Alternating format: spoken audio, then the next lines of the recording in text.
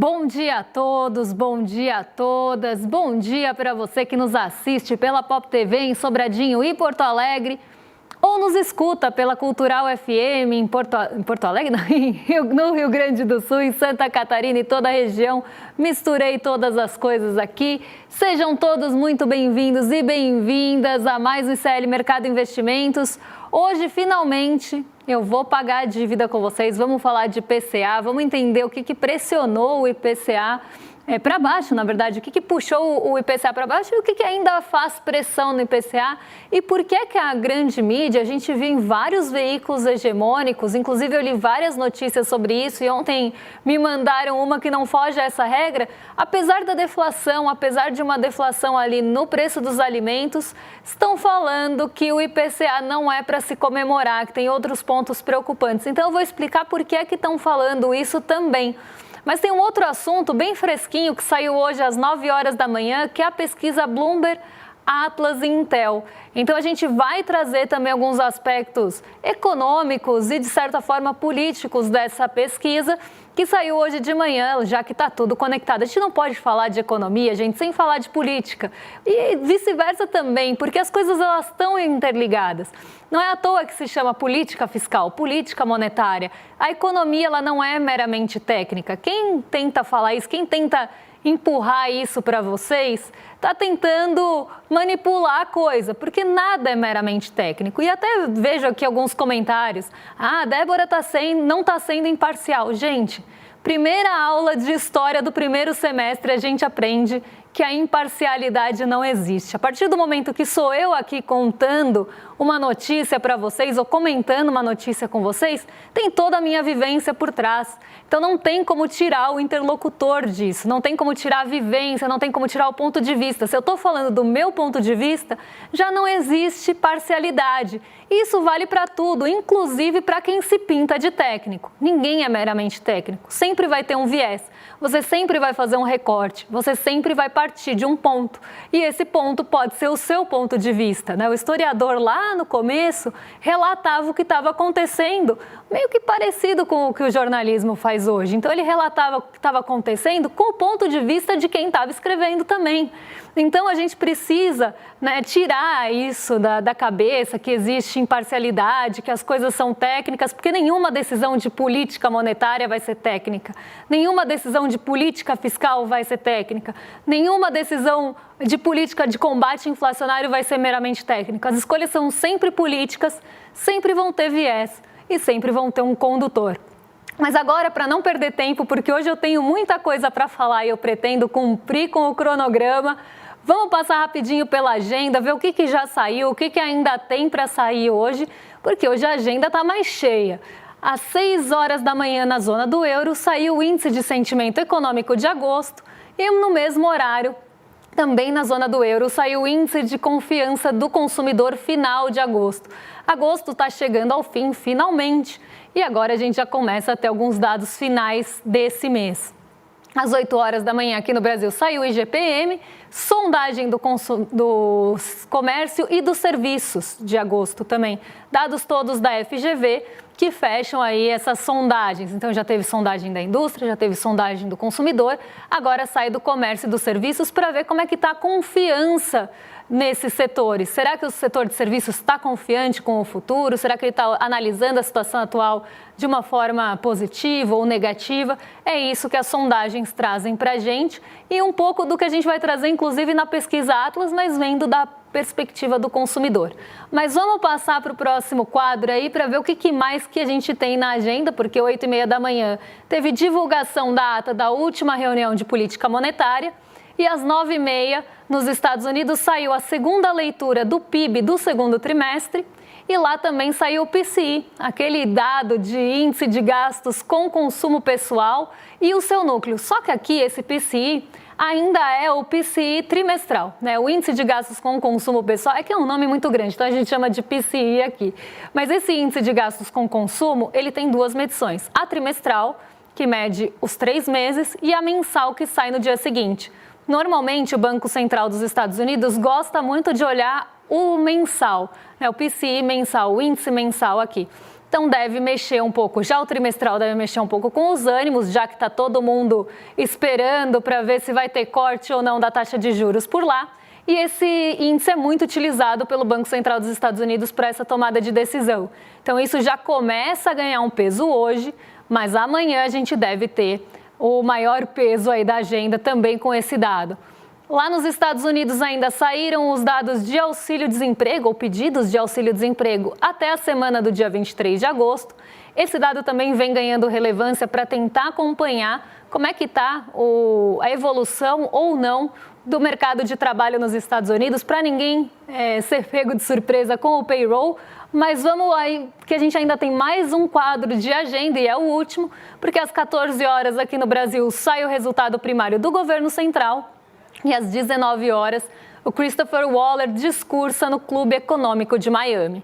Então, falas de dirigentes do Banco Central, principalmente agora com toda essa tensão em relação ao Banco Central e o presidente Donald Trump, as falas ganham cada vez mais importância. Então, hoje uma agenda que tem indicadores importantes, tem IGPM, tem dados de sondagem, tem o PCI trimestral, mas a gente sabe que o noticiário econômico e os mercados estão reagindo muito ainda à treta do Fed com a Lisa Cook, do Trump com a Lisa Cook e com o Fed, no caso. Então, isso foi o condutor, inclusive, de ontem. A gente teve um dia aqui na nossa bolsa, vamos até colocar já o quadro, porque eu já vou emendar uma coisa na outra, já que eu estou falando do Banco Central dos Estados Unidos. Ontem a gente teve um dia mais positivo para a nossa bolsa, mas aqui eu vou explicar da onde veio, né, essa alta de 1,04%. Será que ela veio só, né, de ventos do exterior? Porque a gente vê aqui também que as bolsas em Nova York subiram. O que está conduzindo o mercado, já que ontem eu falei que teve uma ausência aí de indicadores, né, que tudo ficou meio que ali na esfera política dessa briga do Donald Trump com o Banco Central dos Estados Unidos. Então, como é que fica e por que as bolsas subiram ontem? Bom, no nosso caso, a gente teve um apoio bem grande da Petrobras, então o petróleo subiu, isso levou a Petrobras para o terreno positivo. Várias ações também acabaram subindo nessa esteira de expectativa de corte de juros lá nos Estados Unidos. Só que não só lá. A expectativa de corte de juros começou a rondar aqui também, pelo menos no fim do ano. Por quê? A expectativa de corte na nossa Selic era para ano que vem. Não esperava queda na Selic esse ano. Só que ontem saíram os dados do CAGED. Os dados do CAGED são ali os postos formais de trabalho, essa formação de emprego formalizado. E aí a gente teve uma decepção com o CAGED. O mercado de trabalho mostrou uma formação, né, uma criação de menos vagas do que o esperado. Então isso mostrou já uma certa fraqueza do mercado de trabalho. E isso começou a apoiar a ideia de que talvez possa ter corte de juros na Selic esse ano, ainda mais se os Estados Unidos cortarem em setembro a taxa deles. Isso deu um fôlego a mais, já que se você vai ter menos dinheiro na renda fixa, né, menos rendimento na renda fixa, pode sair um pouco desse recurso para tentar ganhar na renda variável. Então, isso estimula o apetite pelo risco, como a gente sempre fala. E a fraqueza do dólar também aconteceu não só aqui, mas de forma geral, por conta da expectativa de corte logo em setembro lá nos Estados Unidos. E as bolsas subiram não só por isso, mas também pela expectativa pelo resultado da NVIDIA, que sairia depois do fechamento. Como tudo aqui no mercado financeiro acontece na expectativa e não no fato, isso também acabou dando um suporte para as bolsas em Nova York. Então, um giro bem rapidinho aqui pelo mercado, porque hoje, como falei, eu tenho dois assuntos bem densos para falar com vocês e um deles eu estou devendo desde terça-feira, acredito eu, que é o IPCA 15. A gente chegou a falar que o IPCA 15 frustrou as expectativas do mercado, ele veio em deflação, mas não na deflação que se esperava. O mercado achava que ia ter uma deflação maior, a projeção era de uma deflação maior, mas o IPCA 15 caiu 0,14. A expectativa média ali do mercado estava em torno de queda de 0,20. E o que puxou aqui, né, a queda da inflação ou a deflação no IPCA 15 de agosto, que é uma prévia da nossa inflação oficial, já que ela mede do dia 15 de um mês até o dia 15 de outro, por isso que chama IPCA 15. muito veio ali dos alimentos e da energia elétrica, mas eu já vou explicar para vocês por que é que a gente teve, né, inclusive toda uma fala da mídia hegemônica falando, por que é que traz maus sinais a queda. É tão estapafúrdio que eu até me perdi aqui no pensamento. O que estavam falando é que o IPCA 15 não trouxe otimismo, trouxe sinais negativos, foi lido ali de uma forma negativa e não positiva, sendo que teve deflação e deflação de alimentos, que é o que pesa mais para as pessoas de menor renda. Então, se você pega ali o preço dos alimentos, isso pesa muito, principalmente nas rendas menores. Isso penaliza muito o bolso do brasileiro. Então, era um motivo para se comemorar e as notícias estão falando que não deve se comemorar, que isso foi ruim, e aí eu já explico por quê. Em agosto, a gente teve uma queda de 0,14%. Em julho de 2025, então no mês anterior, o IPCA 15 tinha sido de 0,33%. Então, teve sim uma desaceleração bem importante de um mês para o outro. Em agosto de 2024, tinha tido uma alta de 0,19%. Então, também, em comparação mês a mês aqui, né, mesmo mês do ano anterior, a gente tem uma queda de 0,19% para 0,14%. Então, também uma desaceleração importante. No acumulado do ano, IPCA 15, de janeiro a agosto, fica em 3,26% e no acumulado em 12 meses, de julho a agosto, em 4,95%. Vou trazer aquele quadro para vocês dos impactos da inflação, porque eu acho que ele é super importante para a gente entender como é que os grupos contribuem para a inflação e isso mostra como a inflação é ponderada, inclusive. Eu gosto muito desse quadro justamente por isso. Porque a gente vê, né, dentro dele a ponderação e o peso de cada um dos grupos na composição final do IPCA. Porque senão vira aquela coisa, Débora, mas a minha cesta de compras é diferente, eu sinto a inflação de outra forma. E deve sentir mesmo, porque aqui a gente está falando de uma cesta nacional ponderada por pesos. Provavelmente o peso da alimentação pode não ser o mesmo na sua compra mensal, ali no seu orçamento mensal. Você pode ter um peso diferente dos alimentos em relação à sua renda. E por isso que é tão importante a gente ver a inflação por extrato de renda também. Mas mesmo assim, longe de ser individualizada. E nem tem que ser, porque a gente está falando de um indicador macroeconômico que pega todo o Brasil. Então tem itens na cesta que são regionais também, e isso tudo tem seus pesos ponderados. E aqui isso fica bem evidente. Por exemplo, o grupo alimentação e bebidas teve queda de 0,53%. O impacto na inflação foi de menos 0,12%. Então, nos 0,53% aí de queda, 0,12% foi contribuição do alimentos e bebidas, que é um grupo bem importante que tem um peso grande na composição do IPCA. Quando a gente olha o grupo transportes, ele caiu 0,47%, quase ali, né? Não igual, mas numa magnitude até grande também. Mas olha quanto ele contribuiu para a queda, 0,1%. Então, a gente percebe aqui que os dois têm peso importante, mas muito provavelmente aí, vou pegar um outro exemplo melhor, aqui o vestuário. Esse é melhor ainda, porque subiu 0,17%.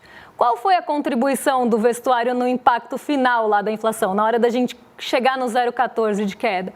Foi aqui, 0,01%. Então, perto dos transportes e perto do grupo de alimentos, o vestuário tem um peso pequenininho, porque se espera que as pessoas vão gastar menos da renda mensal delas com roupa do que elas gastam com transporte e alimentação, que são itens mais básicos de primeira necessidade. Então, isso mostra pra gente, eu gosto desse quadro justamente por isso, porque ele conta pra gente como é que é a ponderação do IPCA, pra gente não cair naquela cilada de falar a minha inflação é diferente. Claro que a sua inflação é diferente, porque o peso das coisas na sua renda também vai ser diferente. Então, você sente a inflação de outra forma. Pode ser que se você gasta mais da sua renda com alimentos, você sinta de uma forma. Se você gasta mais da sua renda com alimentos e transportes, você sente de outra forma. E aí depende também dos itens que você consome, que não necessariamente são os mesmos que estão aqui na cesta do IPCA. Já que a gente está falando de um índice amplo, né? Está no próprio nome. Índice de preços consumidor amplo. Ele é amplo e pega aí o país todo e itens do país todo. Eu acho que isso é muito importante da gente entender. Mas vamos seguir aqui para o próximo quadro, porque aí a gente consegue ver que itens do grupo alimentos que acabaram puxando essa queda do IPCA em agosto. Então a gente vê uma contribuição do arroz com queda de 3,12% e uma queda acumulada em 12 meses de quase 20% do preço do arroz. Então o preço do arroz mês após mês aí vem deflacionando e isso já está com uma queda acumulada bem consolidada. Outro item que teve queda grande esse mês e que está com uma queda nos 12 meses bem alta é a batata inglesa, que caiu 18,77 e teve queda acumulada de quase 46%. A cebola, mesma coisa. O café começa a ter deflação, finalmente, depois de mostrar a deflação nos preços ao produtor, agora isso começa a aparecer nos preços ao consumidor também, queda de 1,47, mas o acumulado ainda está em 67%. Por quê? A gente teve vários meses de variação aí positiva, variação positiva que é aumento de preço, tá? Então você pega o preço no mês, pega o preço no outro e vê quanto variou. Se a variação foi um aumento de preço, a gente chama de variação positiva, embora o impacto no nosso bolso seja negativo. Mas a gente teve esse acúmulo, né, de altas sucessivas no preço do café. Então, por mais que ele comece a cair agora, o acumulado ainda está alto em 67%. As frutas também deram trégua. Tivemos queda nas carnes, nos leites e derivados. Óleo de soja subiu 0,34%. Aves e ovos, não sei se o Bad Dog está aí na nossa audiência, mas eu sei que ele adora a linha de aves e ovos, caiu 1,20 também, penalizou muito o bolso do brasileiro esse ano, por isso que está com uma alta acumulada de 10%, mas já começa a mostrar um alívio. E por que é que a gente vê esse alívio acontecendo no IPCA 15, principalmente nesses itens de alimentos? Várias questões de safra estão contribuindo com isso e questões climáticas também que deixam de acontecer. Então, aquele calor excessivo do começo do ano também começa a dar trégua, isso melhora a safra e melhora o preço dos alimentos. Mas como não poderia faltar, hoje o nosso departamento de memes acordou de bom humor e a gente está aqui falando da anatomia de uma queda, né, para a gente ver o que aconteceu com a queda do IPCA 15. E eu trouxe aqui o que vocês poderiam estar pensando que seria a anatomia de uma queda, que é a Sandra aí, que é a atriz que fez a anatomia de uma queda, feliz comprando hortaliças, que foi justamente o que aliviou o bolso do brasileiro. Não era dessa anatomia da queda que a gente está falando, tá? A gente está falando mesmo da queda dos itens do IPCA 15. Mas o departamento de memes hoje estava meio feliz e resolveu contribuir com o nosso programa. Mas vamos lá que ainda tem mais um... Nossa, eu tô até perdendo... Tem mais um grupo para a gente mostrar para vocês, que é a energia, né? Os transportes e a energia elétrica principalmente, que eu queria falar agora. A energia elétrica caiu aqui 4,93, tá? Então uma queda grande da energia elétrica residencial, que tinha sido algo que estava penalizando muito nos outros meses. E apesar da queda de quase 5% nesse mês, a gente tem um acumulado em 12 meses positivo de 1,75. Então não foi suficiente para derrubar, para deflacionar a energia nesse ano, ou pelo menos nos últimos 12 meses. Mas por que a gente teve essa queda? Não foi por mudança de bandeira tarifária, tá, gente? A bandeira continua vermelha, 2, então a gente continua tendo ali um preço mais caro na energia elétrica pelo uso das termoelétricas. A gente sabe que está seco, está faltando chuva e isso faz com que esse mecanismo acabe sendo acionado para fornecer energia elétrica e ele é mais caro. Só que não foi isso que contribuiu, porque a bandeira não mudou. Então, o que é que contribuiu? A gente teve bônus de Itaipu e isso é um alívio imediato, é um alívio que acontece pontualmente. Então, houve o bônus de Itaipu nas contas, isso faz com que a conta caia de preço, só que não é uma coisa que vai acontecer todos os meses.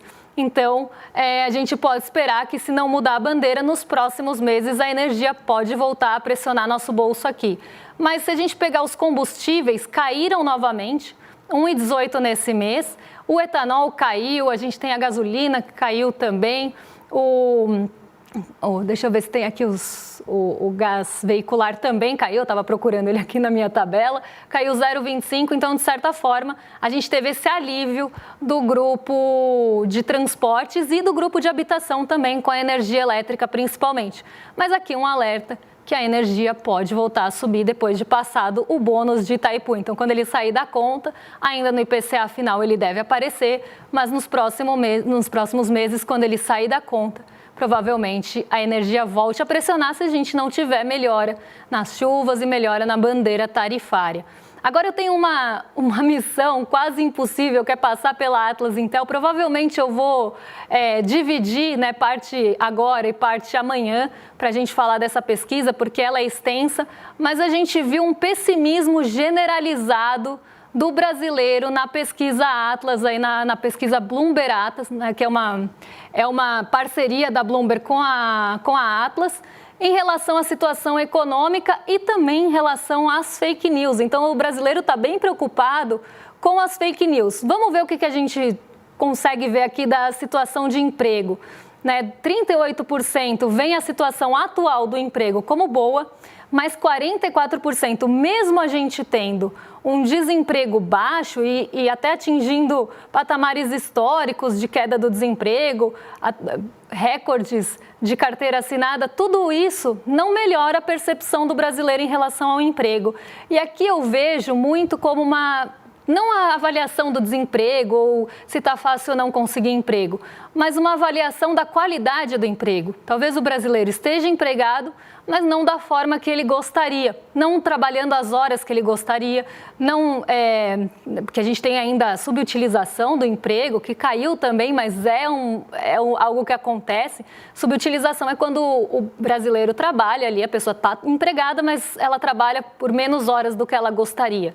Então, isso pode ser uma avaliação negativa, ela pode estar avaliando o emprego também de forma negativa pela qualidade de renda e a qualidade desse emprego. Pode ser que ela não esteja no mercado formalizado e gostaria de estar. Então, tem uma série de fatores que podem trazer essa avaliação ruim do emprego, mesmo com o desemprego baixo, que eu acho que diz muito sobre a qualidade do emprego aqui no Brasil. Mas vamos continuar aqui com a nossa pesquisa. Vamos colocar aí na tela, a situação do emprego também é ruim e a situação do Brasil, eu estava até falando aqui as expectativas econômicas, já está na próxima pergunta, que é qual a expectativa daqui para frente, né? Porque aqui a gente tem na anterior, que é a situação atual, a situação da família, né, que também está com queda aí de 5 pontos percentuais, então aumentou o percentual de pessoas que está vendo uma situação ruim para a família, e do Brasil também, uma situação atual ruim do Brasil de forma geral, aqui nem por emprego, nem por renda, mas uma situação econômica do Brasil pior do que antes, olhando para o agora. Depois vem as expectativas, então olhando para o amanhã. Vamos ver o que a pesquisa conta para a gente. Aí sim, a situação da família, né, nas expectativas econômicas também está negativa, mas bem empatada aqui, porque 37% acredita que a situação da família vai melhorar para frente, 37% acredita que vai piorar e 27% acha que não vai para lugar nenhum, que vai ficar igual. A situação do emprego tem uma perspectiva de piora. Então, a pessoa não está avaliando bem o emprego hoje, a condição de emprego hoje, mas acredita que ainda vai piorar daqui para frente, com 47% dos respondentes nessa faixa. E a situação do Brasil também aqui, mostrando que as pessoas acreditam que a situação econômica do Brasil vai piorar. Na maior parte dos respondentes, 49% acredita que vai piorar, 36% acredita que pode melhorar e 15% nem melhora nem piora, vai continuar igual. E aí tem uma outra pesquisa e uma outra pergunta que mostra sobre bens duráveis, e eu acho que essa é muito importante, porque a intenção de compra de bens duráveis precisa de algumas expectativas positivas. A pessoa precisa acreditar que a renda dela vai continuar boa, porque ninguém compra bem durável no Brasil à vista. Normalmente, se a pessoa vai comprar um bem durável, aí a gente pode pensar em geladeira, em fogão, em televisão, em carro, alguma coisa que seja durável mesmo, né? Que você vai ter por vários anos. Ninguém compra esses itens caros de uma vez no Brasil.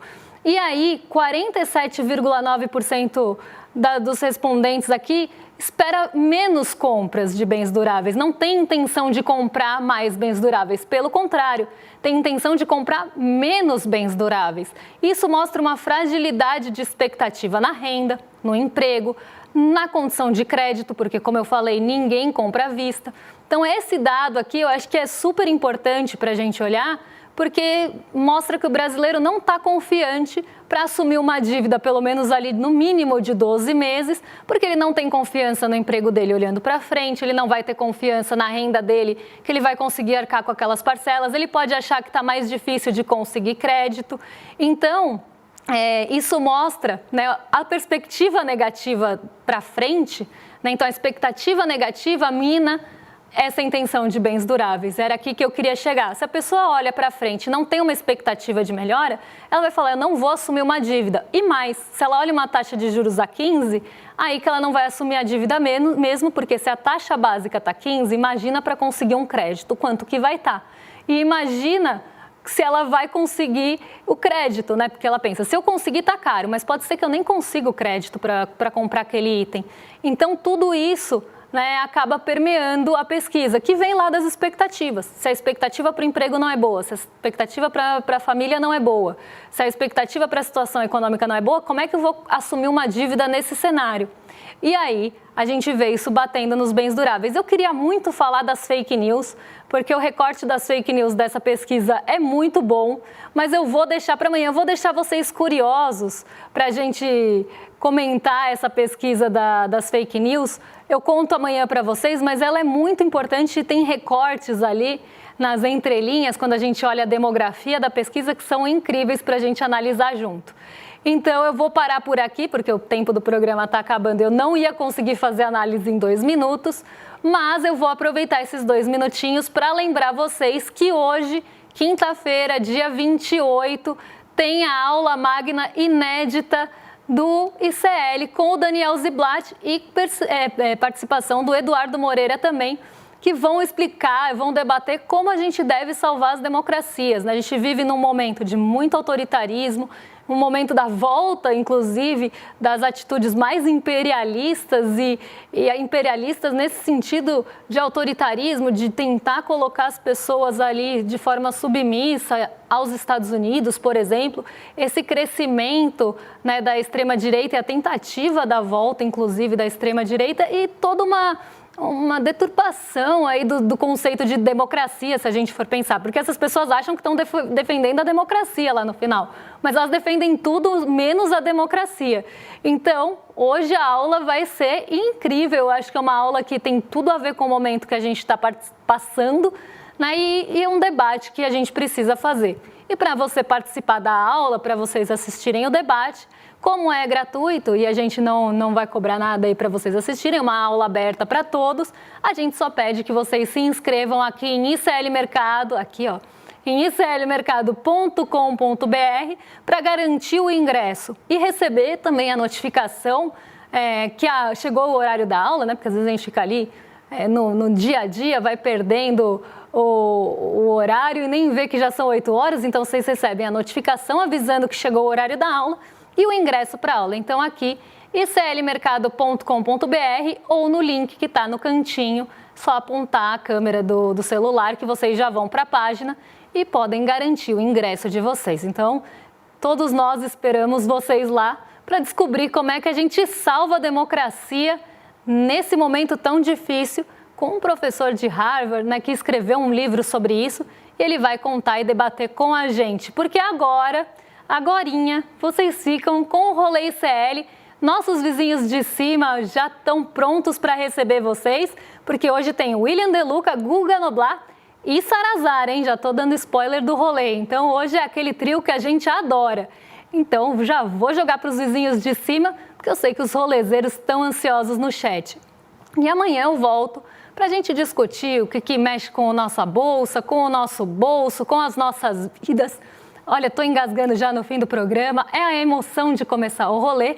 E aí eu passo pelas fake news, eu sei que tem PCC com Faria Lima também, a gente vai falar sobre isso amanhã. Um beijão e até lá, pessoal! Chegou o grande dia e eu tenho certeza que está todo mundo ansioso para aprender com um dos maiores professores do mundo. Hoje, às 8 horas da noite, Daniel Ziblatt, professor de Harvard, autor de Como as Democracias, vai dar uma aula inédita, exclusiva e traduzida para o português aqui no ICL. 1 hora antes dessa aula, se você já está inscrito ou inscrita, vai chegar no seu e-mail e no WhatsApp, no grupo de WhatsApp, o link para você clicar e já entrar na sala de espera. Se você não está inscrito ou inscrita, não perde a chance. Que sorte que você está assistindo esse vídeo. Clique aqui no link e se inscreva gratuitamente. À noite a gente se vê. O ICL está em todo lugar, na palma da sua mão, na TV da sua casa e até nos seus ouvidos. Para ir além da manchete e mergulhar com apuração e contexto de verdade, acesse iclnoticias.com.br. Siga o ICL, compartilha e vem com a gente. Informação para quem pensa.